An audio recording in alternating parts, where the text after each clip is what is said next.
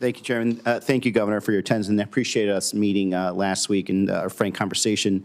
So in partly following up to our conversation, in recent years, I've been in very close contact with our Arizona border communities, which are unlike other border communities, and about the funding needs to address migrant influxes through the Shelter and Services Program, or SSP.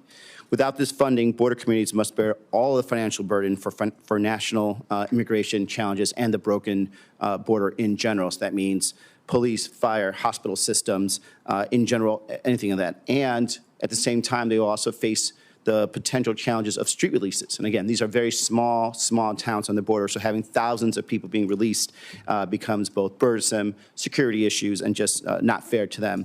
And we get lumped in with places like New York and Chicago about how they do their shelter programs. Our shelter programs are not the same as New York and Chicago. We do not permanently put people in apartments or anything of that nature. We are trying to move people away from the border so that way they don't become a burden on these very, very small communities. So I'm very highly concerned, as I told you in our meeting, when the SSP program becomes politicized and to the point where we get lumped in with those programs I don't think are effective and are actually counterproductive, and it ends up depriving our small Arizona borders of these very, very vital funds that they need.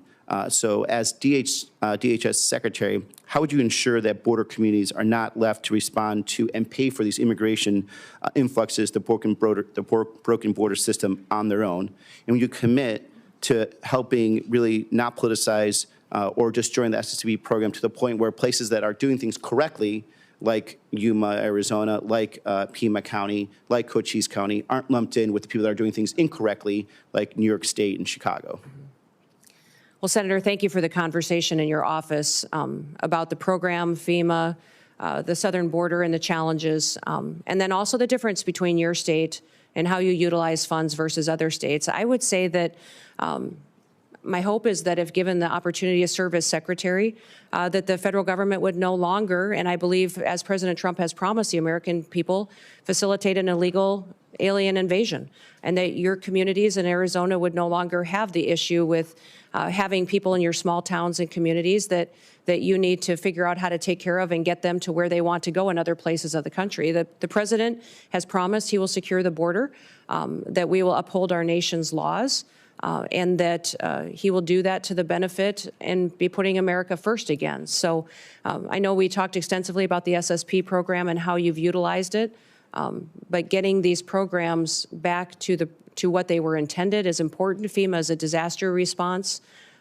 agency, and some of the facilities that have been utilizing these types of funds and dollars need to be reevaluated and to make sure that it's truly doing the service that is upholding our nation's laws. And certainly I understand reevaluating, especially how some of these states have been using it.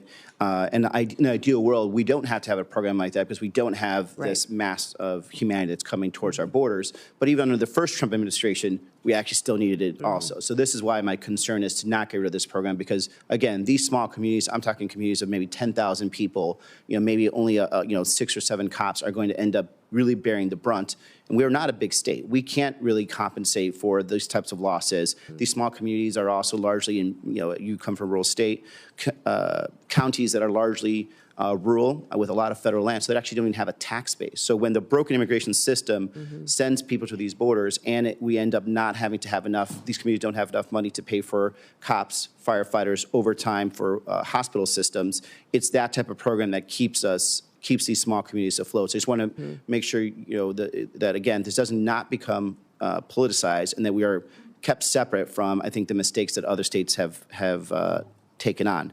Moving on, in Arizona, we have large parts of the border that run through tribal lands. We have 22 federally recognized tribes. We have great relationships with these tribes. They want to be collaborative partners when it comes to border security. And we have some great programs that have worked in the past. For example, the Shadow Wolves program with the Tohono O'odham Nation. It's a really good example, collaborative program of tribal law enforcement that worked with DHS to make sure they stop human smuggling and cartels going through the borders.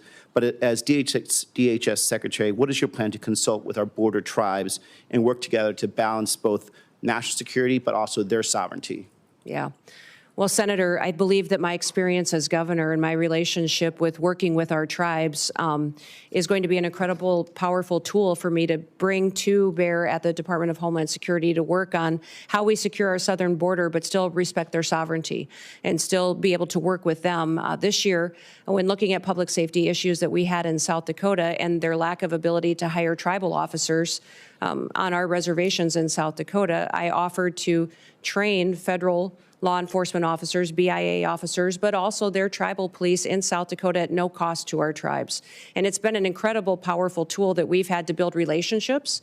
Those tribal police had the chance to go through academy with the local maybe deputies from the counties and the state highway patrol troopers that were coming on board. And those relationships have built partnerships in our state that we didn't have before.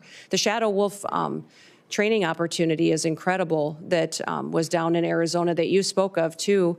And in looking into that program, I'd like to continue to build on that and perpetuate in the future so that our tribes have an opportunity to have a secure border, but also have it reflect their values and their culture and have their own people be a part of the solution.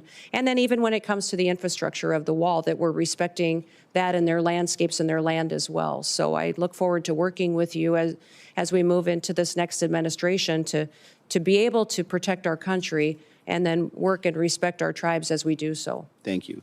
And the President Trump and some of his other potential staff and advisors have been very vocal about implementing a mass deportation strategy.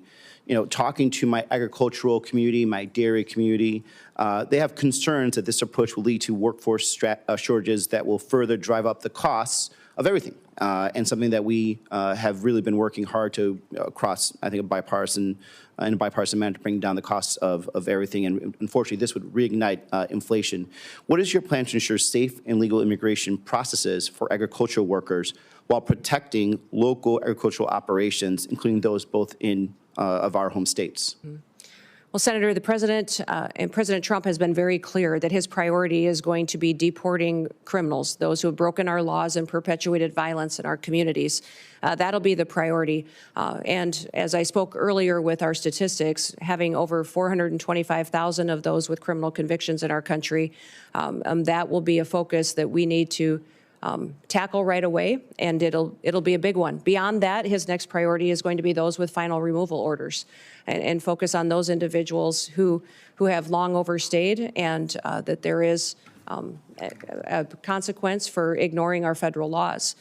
Beyond that, we'll continue conversations. As you know, I'm a farmer and a rancher and come from an agricultural state, and we'll work together to make sure that laws are followed.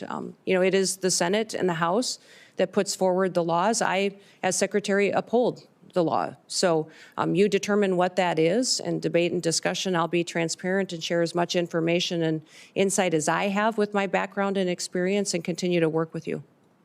I yield back.